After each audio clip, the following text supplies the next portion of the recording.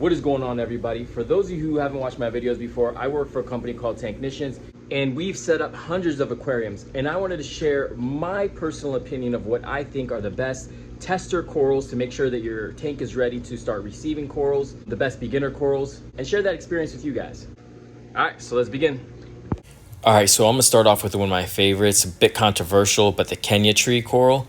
I really love this. Now, this is a soft coral. This particular one you're looking at right here is bright green. Even with the bright white lights on in the aquarium, it still stands out. I love these guys for tester corals just because you can find them pretty much anywhere, and they're extremely cheap because they grow like weeds, and that's why a lot of people don't like them, is because they can kind of grow a little too fast and become a nuisance by taking over your aquarium. But the reason why I like them as a tester coral is because if they do good, that's a sign of good water chemistry, good lighting. If you see that they're, standing tall, that means you got good lighting. If they're not wilted, if their polyps are out, it's a very good indicator coral. And they also, the good part is they help keep your tank clean and balanced. They do a great job, like you see here in this tank. There's a ton of fish in this aquarium and big bioload in this tank, and the Kenya trees love it. They're filtering out all the fish waste and keeping this tank clean, and they incorporate a lot of that stuff into their biomass.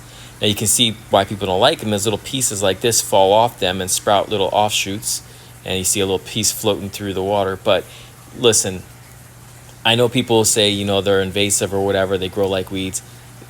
Don't worry about it. If you pay attention to your tank and you're doing your tank husbandry and you're doing what you need to do, you can poke these guys, you can take these guys out of the tank, no problem. It's not a big deal. And like I mentioned before, they are a soft coral, and I mean, they do need calcium and alkalinity, but they're a bit more forgiving there as opposed to your more skeletal type of corals. And just look how beautiful this looks in this tank. Like, anyone who tries to scare you away from this coral, trust me, it's great. And the other good thing I like about them is they do well under most types of light. So if you can't afford the most high-end light, they do good under like the cheap little lights that you can find off Amazon. That's another reason why I love this coral as well. Next up is Palithoas. Now, I like these guys for the simple fact that most people like to, they tell you to put zoas in first, but the palis being bigger, they seem to be a bit more resilient, and they seem to be able to tolerate newer tanks better than zoas. Zoas are a bit finicky. Now, I personally like the bright green ones like this with the long skirt. I think they look beautiful. And I also like put them in tanks at the beginning because depending on how green they get, I can kind of get a sense of the water chemistry, the lighting in the tank. So if they're bright green like this, I know the tank is good, it's ready to go, and I feel a little bit more comfortable, spending a little bit more money on other different types of corals or adding in zoas. Now here's another pali type of kind of a hybrid between a zoa and a pali. This is a different color variation that I would do. And they grow rapidly, so you might want to keep them off to the side because they do spread quickly, but a great beginner coral to see how your tank is doing. And again, you can find different color variations. There's purples and browns and golds and a little hints of yellows, but mostly you'll see them in green. But I'd stick, anytime you want to put a coral in, I'd stay away from the zoas and I'd hit the palis instead. Now, I know a lot of people in the comments will be like, well, what about paleotoxin? Listen, if you handle your corals with respect and you're careful with them, paleotoxin shouldn't be a problem. I've had it. It is bad, made me sick, but if you're responsible, it should be fine. All right, moving on to grandis. Man, I love this coral. The reason why I love this coral is because you see how this bright green is? If I put this in a tank and it's the first coral I put in there to check out the water chemistry and see how it does, it's a resilient coral and they're pretty affordable. But I can also tell the tank's doing by how bright green they are. If they start to get brown, they start to kind of get a little bit more dull, I know the tank is not ready for other corals. If they had that bright, vibrant green like you see here, and they're growing, and I'm starting to see new heads because they do grow relatively quick. And that's key too, is they grow quick, so that lets me know that they're doing well in the tank. Then it gives me more confidence to start the next level of corals. So I really watch the green on these because it's a very good, helpful clue on how the aquarium's doing. And not just that, they look amazing and they're big, just like the Paligrandis. It seems like the big corals like this seem to do well.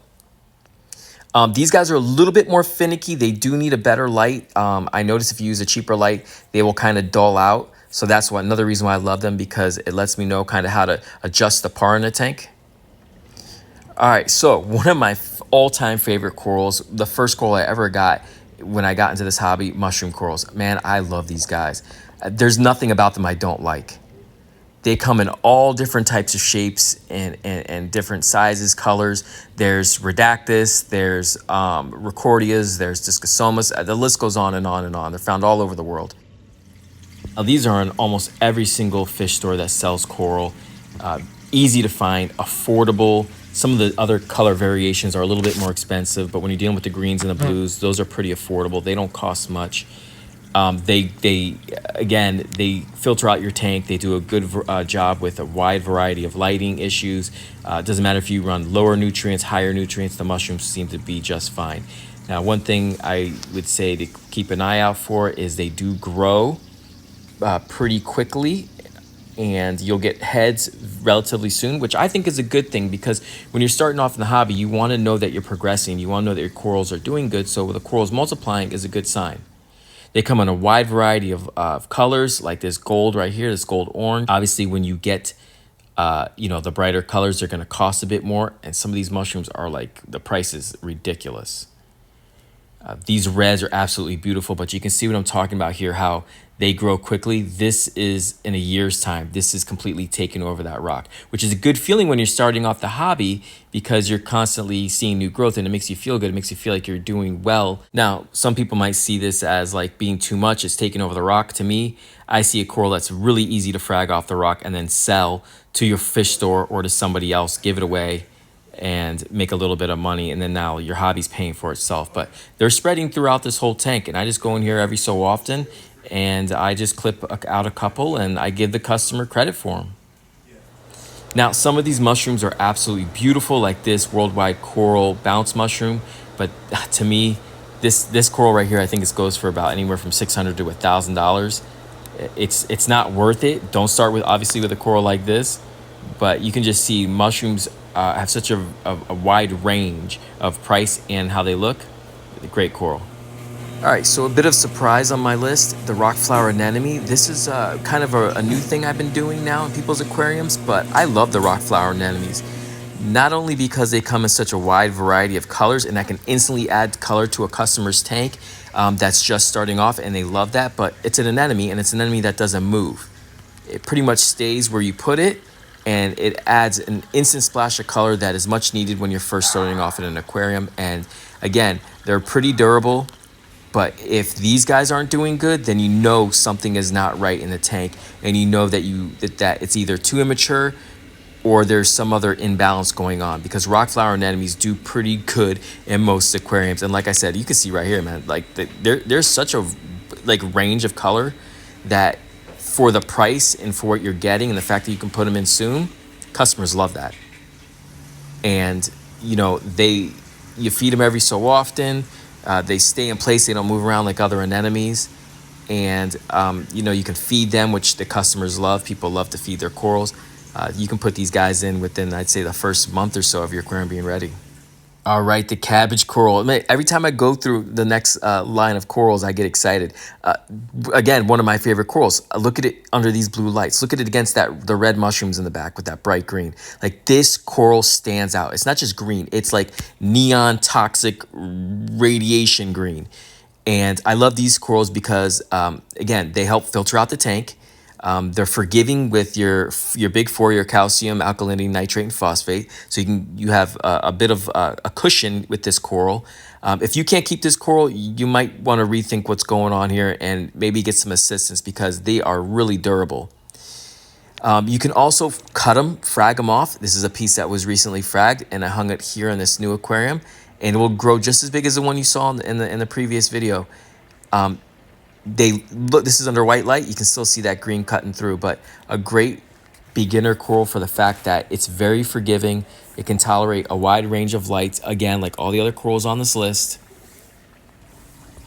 And it's just got great color, and it grows relatively quick. I have this in a bunch of our customers' aquariums because they're easy to frag. You can seed a new tank with them, and then look, this one was split in two, and now you have two of them. Beautiful. Now, this toadstool leather coral I put on here for the simple fact that it keeps you honest. And what I mean by that is, you see those green polyps sticking out there on the coral? You see how fat this coral is, how big it is? It would not be like that if there was an issue with calcium and alkalinity. So it keeps you honest by making sure you're testing your aquarium, making sure your calcium and alkalinity are right. This also helps you understand the balance of calcium alkalinity in your aquarium. That's why I love this coral so much. If you have good flow in your tank, if you have your calcium and alkalinity where it needs to be, those polyps will be out, that coral will be, erect, it'll be strong. You'll see those polyps, moving in the flow, and that's a good sign. And it just kind of helps you be a little bit more involved in your aquarium. It's a good way of kind of training yourself to monitor and test your tank more often. This is a perfect example. The toadstool right here, it's under great flow, polyps are out, they're flowing throughout the current. This one down here is not getting as much flow, polyps are sunken in, it's not happy. Now, a lot of times toadstools will do this every so often where they kind of look like they're not healthy, but a lot of times they're just kind of going through a cycle. They'll shed their skin and they'll come out being stronger than ever. Now, toadstools usually do better in larger tanks because they do get pretty big, but you can find some smaller pieces that'll take a while to outgrow your tank. And, you can always trim them up, frag them up in order for them to kind of fit better in your tank. And then with the frags, you let them grow a little bit in your aquarium, and then you can either sell them back to the fish store or to somebody else. Another reason why I love the soft corals, because you can frag them relatively easy and make a little money off of them. So we go from that coral to the coral that is behind it, which is a sinularia. Now, this is very similar to the Kenya tree that we saw at the beginning of the video, and to the most people, it looks the same, but it's different in the fact that, number one, it doesn't spread as quick as the Kenya tree does, and it gets much bigger than the Kenya tree. Other than that, it pretty much performs the same function most leather corals do. Does a great job filtering your water. It's a little bit more sensitive than the Kenya tree. It won't tolerate as much. Definitely want better lighting with this coral, but they get big. And when I mean big, look how big this piece is right here. This piece actually is about 15 inches tall, and I've already hacked off a ton of pieces. You can see this is one of the pieces I hacked off there and spread it around the aquarium. But I love these guys because, again, bright colors, and they add a lot of height and texture to the tank, right? So a lot of times people want some height, but they can't do the SPS because they're a little bit too more difficult. Perfect coral for it. Last but not least, the star polyp. Now, I know there's gonna be a lot of groans with this one, but I mean, look at it. Look at that bright green. Look at the movement. One thing I know about people that are just getting in the hobby, they love movement. They want to see growth, so they feel like they're doing something right. And they want a coral that's kind of easy to maintain. As long as you stay on top of this coral and you put it in a way that it cannot spread too quickly, like on the sand bed, which is what I like to do, or even on the back of the tank, like I did right here on the back of the acrylic of this aquarium. It grows all in the back glass. It's easy to scrape off if it gets too big or too crazy, but people love this coral because you can find it at most fish stores. It has tons of movement. It's got good color, and it grows quickly, and people love that. All right, so there you have it. Let me know down in the comments what you guys think are the best beginner/tester corals in your opinion. All right, see you in the next video.